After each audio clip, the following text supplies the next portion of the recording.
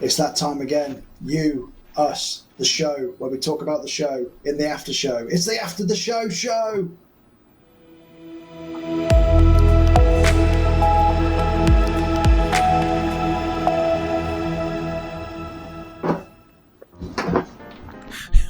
Danny, you officially have the job from now on. I fucking love it. I was gonna say that's it. That's it. You I'm now, actually here you now this have week it as well. Yes, our DM is You actually here. bothered to turn up. Oh, beautiful. Well, Yeah, oh so- my god. On that note, before we get into it too heavily, I do need to take a personal note and say thank you to you three, because my anxiety levels over the last month have been through the roof with one of my daughters not sleeping, worrying about Rach, worrying about my daughter herself. This tonight especially, I've just totally out of that world, totally in our world. So thank you to you three for giving me that outlet, giving me that extension. With that, enough of the mushy shit. Let's get into the decent conversation. Oh man, that was so much fun. I mean, Could you tell that we hadn't had a fight in a couple of weeks? Because the involuntary noises coming from all of us at any given time. I mean, there was definitely some nerdgasm noises that were, going there when they're like, oh yes, oh god, yeah. The amount of fucking natural 20s in one fight. Yes. I had to take a picture of it because I thought he's not going to believe me. He'll think I'm taking the piss. That was just fantastic.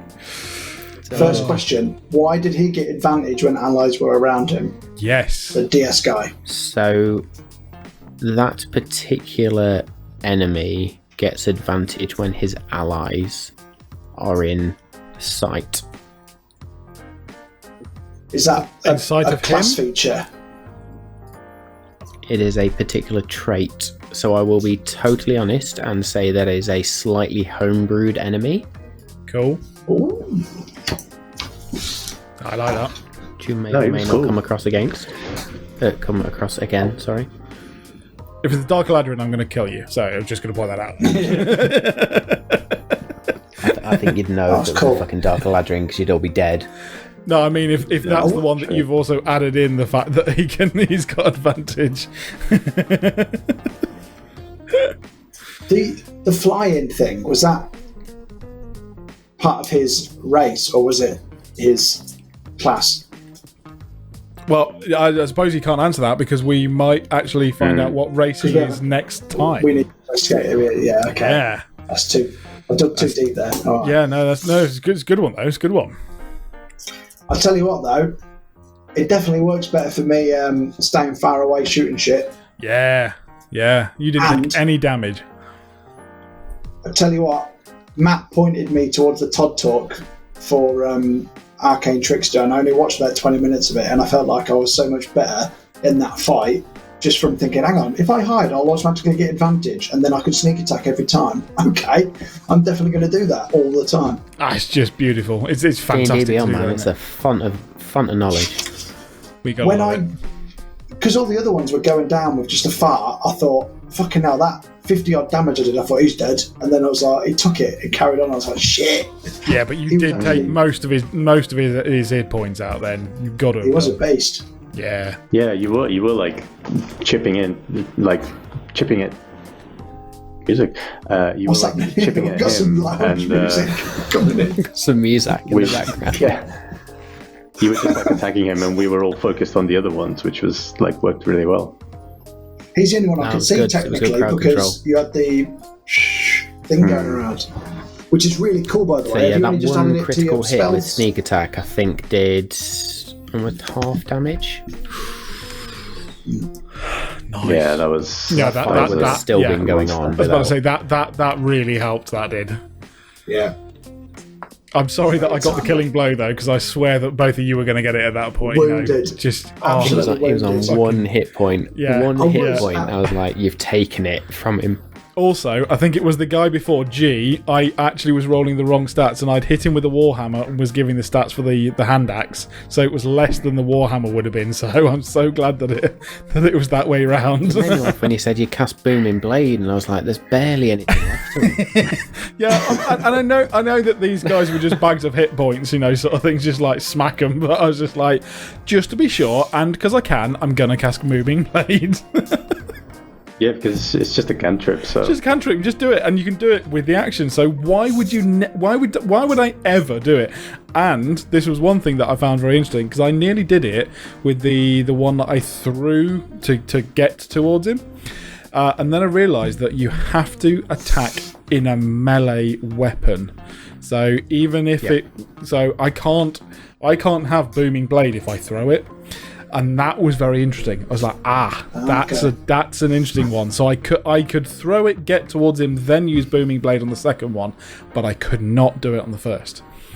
I was hoping you were gonna throw your axe at him, Misty Step, land in the air, and then sort of just drag him to the ground with you. That was exactly what I was just about to say. I was hoping there was going to be a Dargon cannonball moment. Literally just axe in, grab, drop. You're coming with me, boy. Save that for the beholder. Yeah. Well, actually, that's a very good point, because I think that, Matt, you sent us up against a beholder right early on before we were recording, and I can remember fuck all about it. Beholder. It was that was at the end of the Lost Mines campaign. Fuck me, you're taking me back. No, don't think you've gone up against a true beholder yet. We went up against something that was similar. It was like a spectator or something. Yeah, I think it was a spectator. Oh, a beholder is like a beholder is a proper. I was about to say. I was like, having seen other streams of D&D, I was like, you were going really easy on us. Fun. So the beholder's got like a CR of like 18, hasn't it? 14. It's big, and you've got to know how to attack it, and that's one of those ones that's difficult to RP, because I know how to attack one, but know that Dargon wouldn't know, and it's like you'd have to make all the mistakes that could get you killed. Anyway, we're moving away from stuff that we're doing at the moment. So, is the flock of birds some spirit guardian something you've just added to your spell list? From going from healer to attack, because I can't remember you using it before. I've used it before. I've used it in Iron Forge Spirit Guardian for when we were leaving Iron Forge, and there was the spiders. I used it then. Yeah, but it didn't really. I was too scared to remember. It didn't really come into effect because it's kind of needs to be like in an open space where there's a lot of people around you to really maximize it. So I was looking at it and I was like, I can't just like go to the middle of the fight and just cast it and see what happens. That was like the best use of spiritual guardians, like low hit point guys and lots of them. It was amazing. You killed 3 guys when it wasn't even your turn. Essentially. Yes, you did. Yeah. Spirit Guardians is ridiculous. Matt's fucking pissed about that. Would I have been able to move into the circle, or would I have had to have made the roll as well? Yeah. No, so like when I cast it, I can denominate who is immune to it. So, so people can. It doesn't like obscure vision or anything, but it's that was like the next question. Anyone that is not immune to it at the beginning of the turn has to make a saving throw, and it just stays there. It's concentration for a minute, so it just stays there. Their speed is reduced by half, and they take 3d8 every time.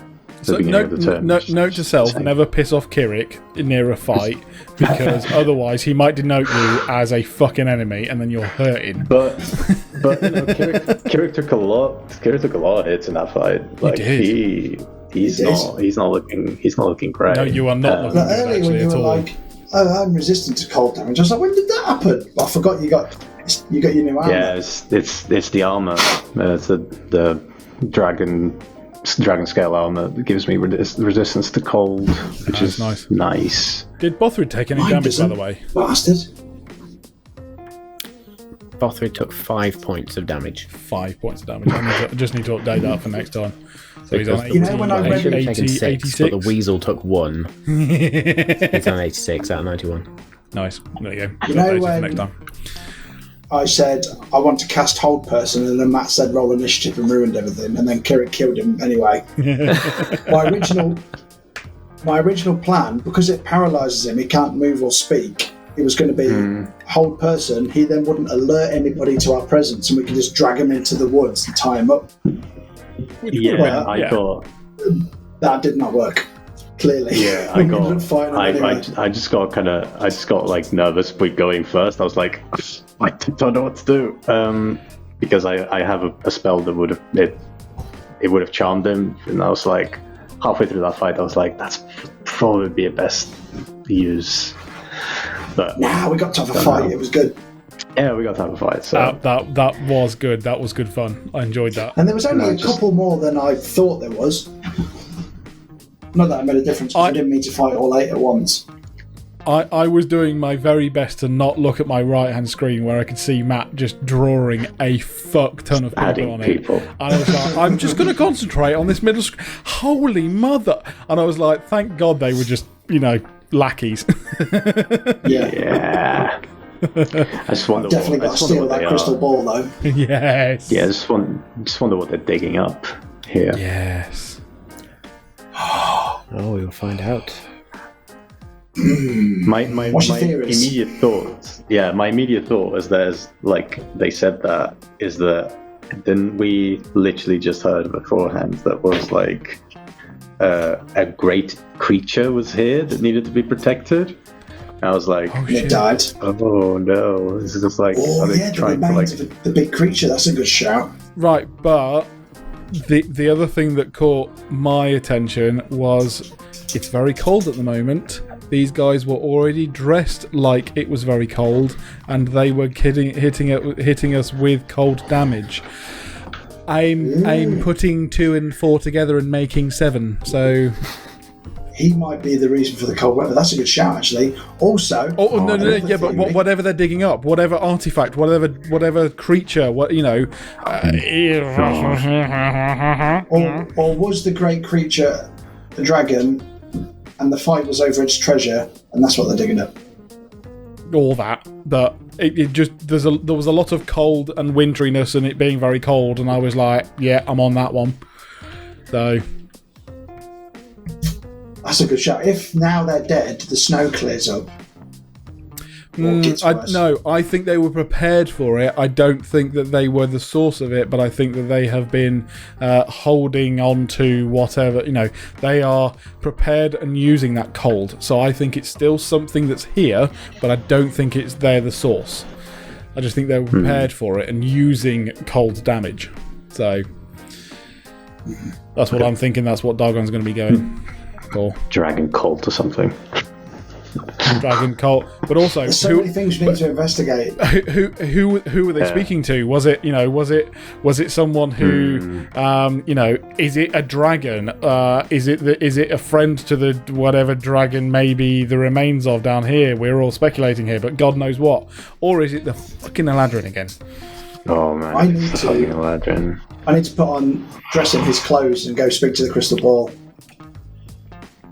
Let's just point out this smug bugger here who's like giggling all day. He's having a right friggin' giggle. He's just loving it, isn't he? Do any of us I have enjoyed disguise watching self? last week's one. Yeah. Sorry, go for it, Shmal. Do any of us have disguise self? No, but I might have used it to next have it. level. I used to have it, and I got rid of it because I was like, I've never used it. But that was when I was shitter at RP, and we were just having a scrap every week.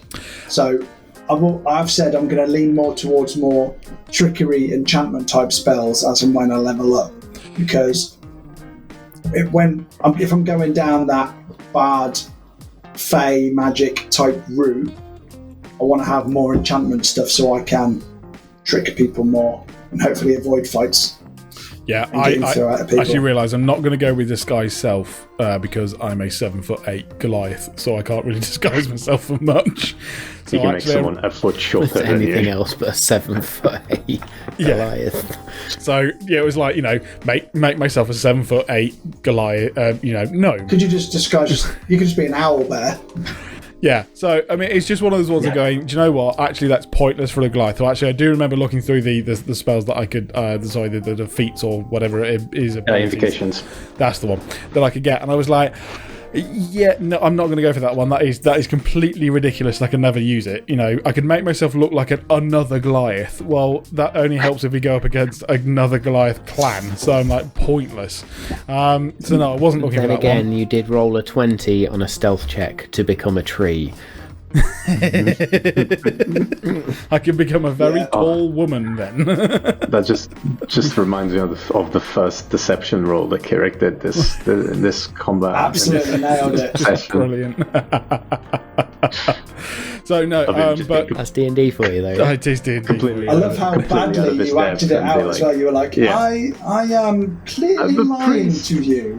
It's like natural 20. But it was, I think the reason, if you think about it, it was a lie based in truth because you are a priest. True, yeah. Which is a good one. The bit about yourself was true. The reason you're there was a lie. So the half truth made it believable. Yeah.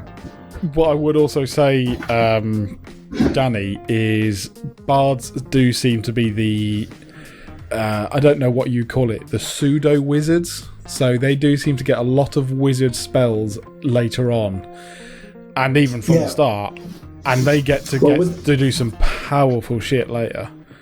But to be fair, when I level up in Arcane Trickster, I get to choose from the wizard spell list anyway. Because it started off, you start off limited to only like is it evocation and enchantment spells, which are your trickery and illusion spells. But then as I leveled up, I got access to all of the cooler stuff, and I went all out attack with me ice shard and all of that bollocks. But I want to scale that back now because they've all got a smaller range than my bow and arrow. So if I'm going to stand back, they're a bit redundant. So for example, I've got healing word.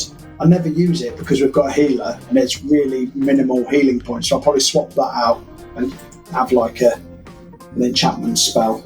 Yeah, but to things help like us when we're RPing. But as you say, down the trickery route of so dominate person and silent image and what's the other one? But it might be a rogue one. The one where they take psychic damage and believe whatever they see. Phantasmal Force. That's it, Phantasmal Force. Just stuff like that. It's just it really does like bring on the if you imagine we're going up against someone and they think they're in a different place or they're getting attacked by something else. Suddenly, the advantages that we get against that person is amazing. Yeah. Well, I'll be leveling up in Bard next, so it'll have to be a Bard spell that I choose. Yeah. So I'll probably I'm torn between Hideous Laughter. Level 2 bard. Yeah. My I'm torn God. between Hideous Laughter or Crown of Madness. Crown of Madness allows me to make a creature attack another creature in melee range. That's nice. So that could be good. And also, I'm leaning more into the trying to have people on, trying to mug people off type thing when I RP anyway. So I want to lean more into that, I think. Yeah, that's cool. You mean like the shop owner that's giving you a load of cool shit? Well, and then I offended his four legs. To be fair though, there was a point of we don't want to piss off Mephisto, but every time we've gone into a tavern, we've always tried to get some coin off. And when we went into Moonbright, we tried to get as much discount as possible. It's just Mephisto we actually want to keep in his good books. He does cool shit. He does cool shit.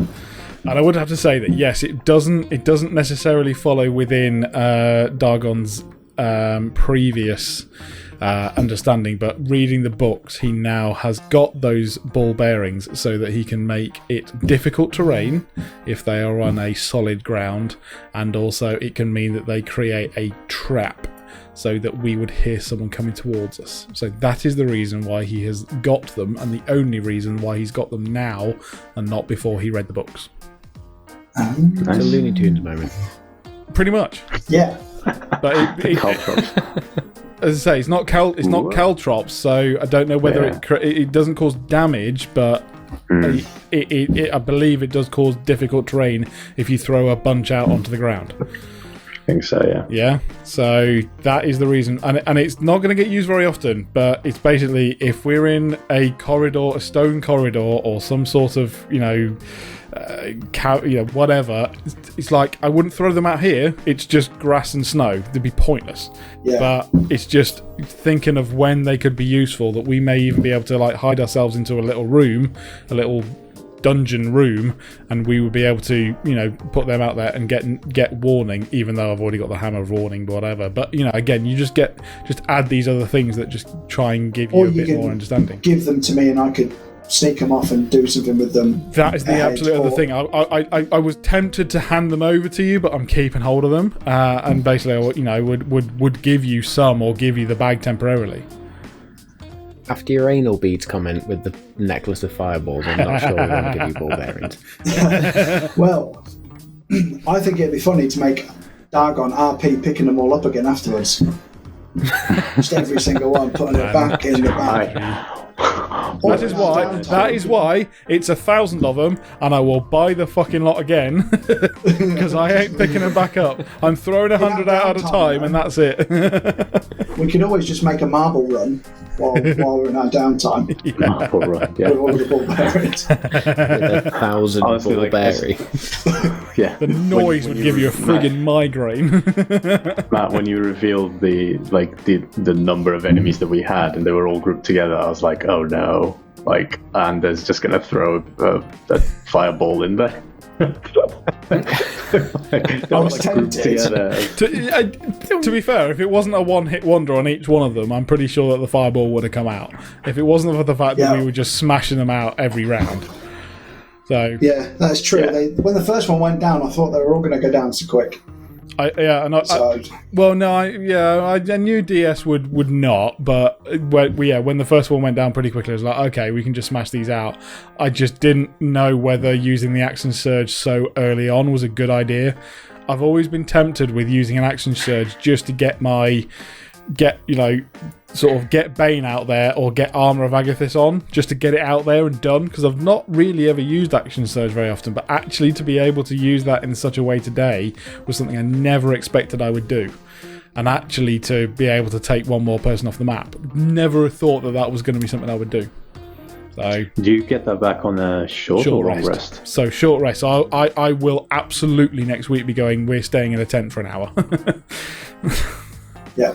I'm going to commune with a crystal ball and then fire in the hole and chuck a fireball down the stairs, see what happens. Oh my god. Of course I'm not.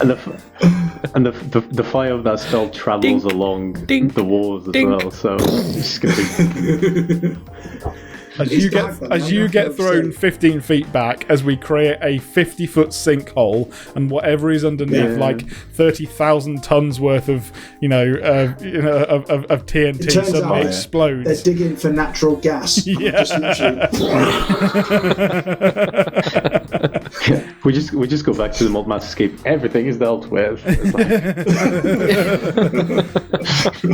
The explosion rockets Nylin back into its normal realm of time and space, and we're like, well, we fixed it. We didn't know quite how. Forrest of Ixalium just disappears off the face of the map. Oh my god. Definitely. Brilliant. So is there anything that you did or didn't expect? I've heard of crazier things happening. Yeah. Is there anything that you did or didn't expect us to do today, Matt? You always do stuff that I'm just not expecting, to be honest. Although I have to say, actually, we're skipping well over this.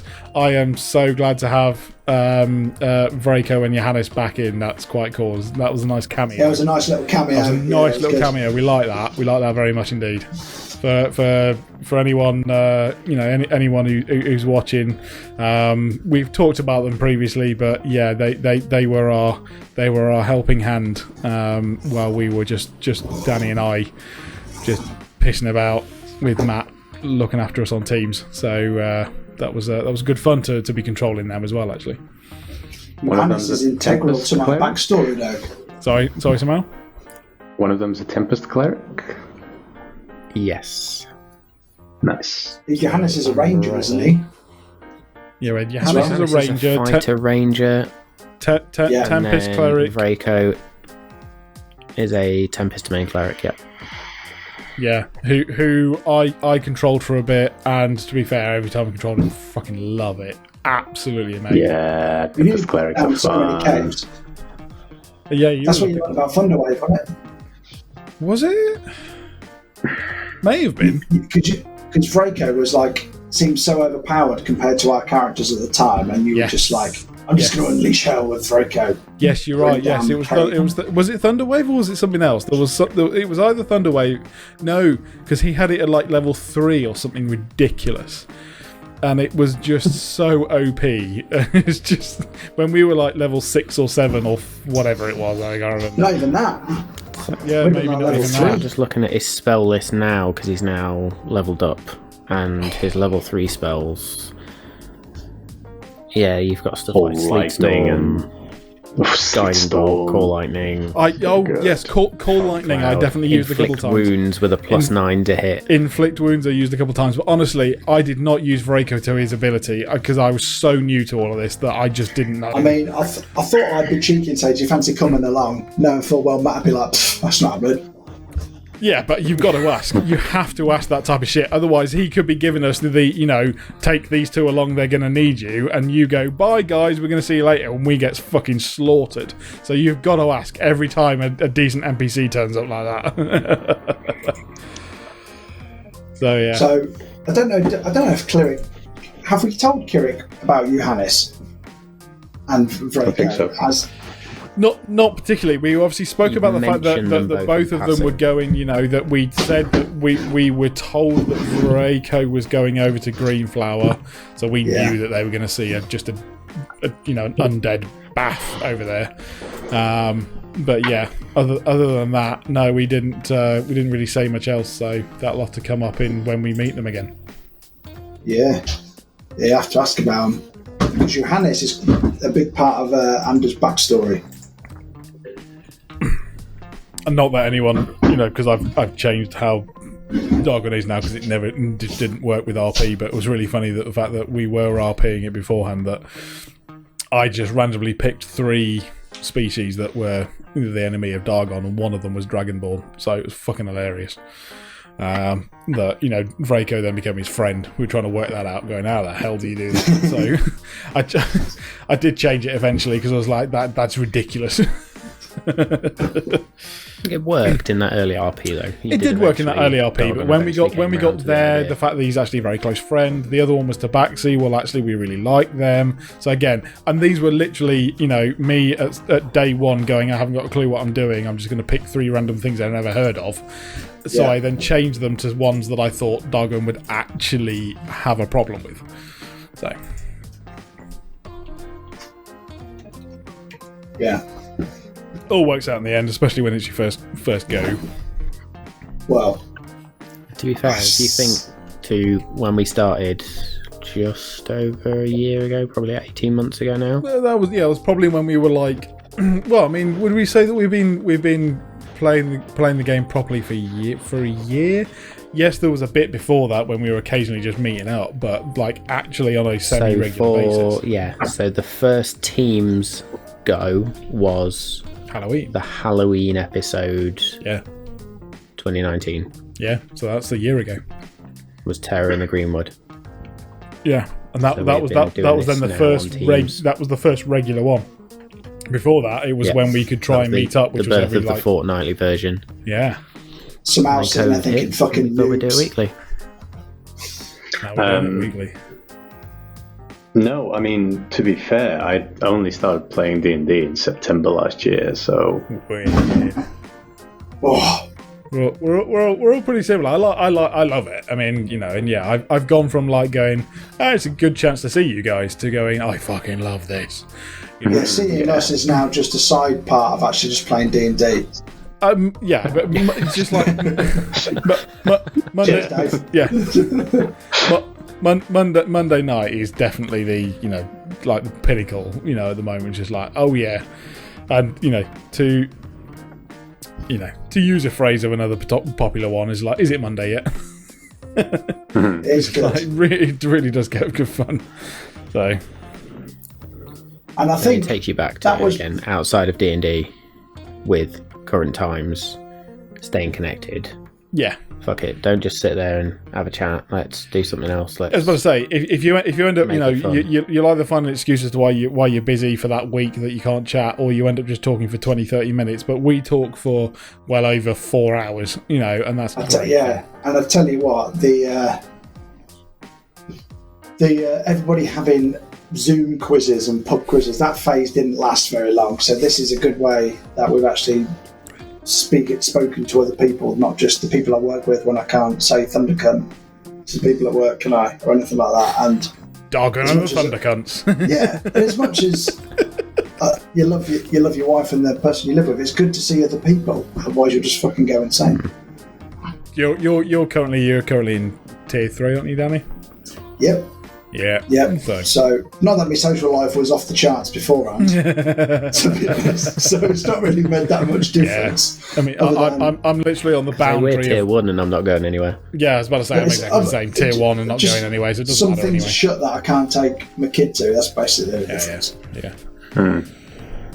Yeah. But I think this was probably one of the smoothest battles we've had in terms of just flowing and going. Do you know what? Yeah, you're absolutely right. I mean, usually it's just like, it's my next turn, I'll try and hit something, I'll probably miss, I'll probably do about 15 points of damage on the next one, and then that's about it. I'll move on to the next one. It was nice to actually get into a routine with you three as players now. I was about to say, getting into the map of like, I wanted to shout out on my turn, Kirik, get the fuck back.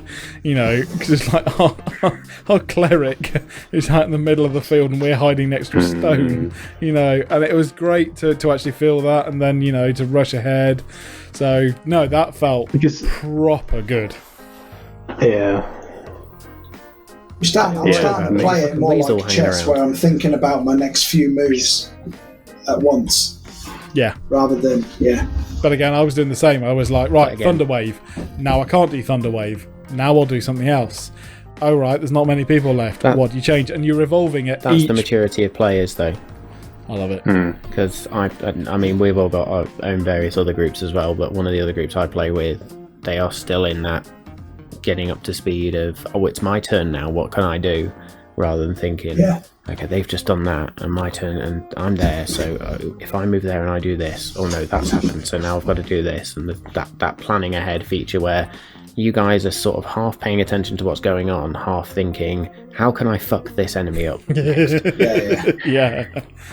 Well, then also you got to listen out, because Kirik or Dagon will do something that will change what then I will be doing afterwards. Like if he hadn't gone absolutely. 10 foot, 30 foot in the air, and Kirik hadn't done the swarm of ravens, I don't know what.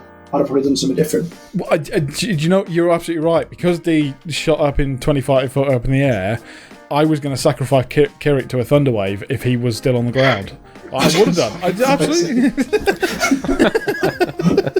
I would have done, because there were three enemies around me that I could have moved to and got. But then actually, when I realised that actually it was just two and Kirik, I was like, yeah, fuck it, I'm not going to do it. I'll just hit him. Also, actually, now Kirik is also resistant to cold damage. I'm more likely to. I can get away with friendly fire with the ice knife a bit more, because the cold damage explosion. Yeah, nice. That's a good idea, actually. Although I eventually want to probably get away from that and Ray of Sickness and Witch Bolt, because it doesn't seem to fit now. Witch Bolt's quite good though. It is cool. Well, actually, it's good, but apart from the fact that from a rogue perspective, though, who's trying to get in and out, Witch Bolt is constant. And I was about to say, and actually, it doesn't allow you to do anything else. You can't then sneak attack and hit anyone else. You're just constantly just holding it there, like. And I literally, it was the point where, because I was new to it, I was like, these sound really cool. I'm going to pick them, with no thought of what that actually means and how that fits in with my character. And you can't use sneak attack on your spells. So it's like. Yeah, but and also that's why you picked Healing Word, because it was just you, me, and Botherid at one point, and you were like, "Fuck, we need a healer." So your 1d6 or whatever it was amazing, and then come along Kirik, and we're bowing to him like, "Oh, thank you," and yet he comes out of it looking the worst. Yeah, so, actually, I never use sleep because the people's HP is never low enough. But that's also because been a good opportunity. That would have been a wonderful opportunity, and you've also got to remember that it's when, if Matt is so inclined, when they say this creature is now considered bloodied, or he's looking worse for wear, or whatever he may say, that's when you may go, I might try it in a round or two. That's when you might give it a whirl. Sleep is a thing to avoid fighting if you're already in it and they're bloodied. Or so, for example, they all came at us, I could potentially, if I cast it at second level, make all of them fall asleep and then we just fucking leave them and go. Well, it's either that, or if it's one creature and we've taken it down, all we need to do is you get it to sleep. We know how many hit points it may be at, or the range of, and then we basically all just stand around it, and then we get advantage because it's prone and asleep, and we will be able to potentially get a crit and kill it in one blow before it wakes up. That is when you use sleep. Yeah. So, you hold off until the last moment, and then we surround it and fuck it up.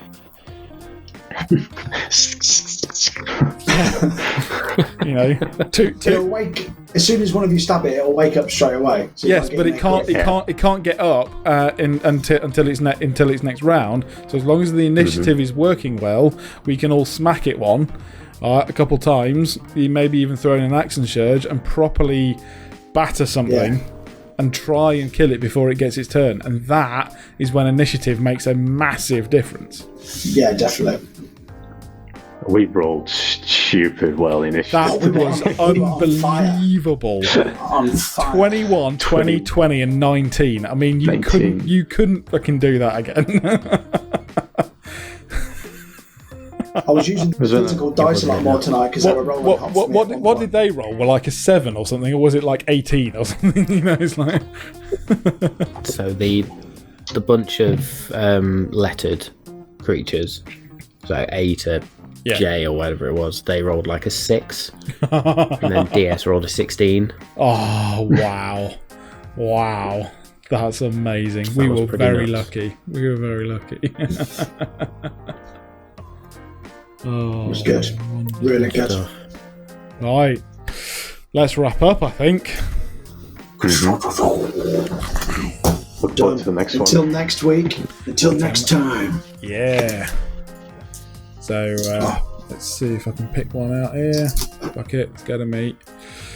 Thank you very much, everyone, for tuning in for another one of Malt, Magic and More, where we chat nonsense after our episodes, so our main D&D episodes.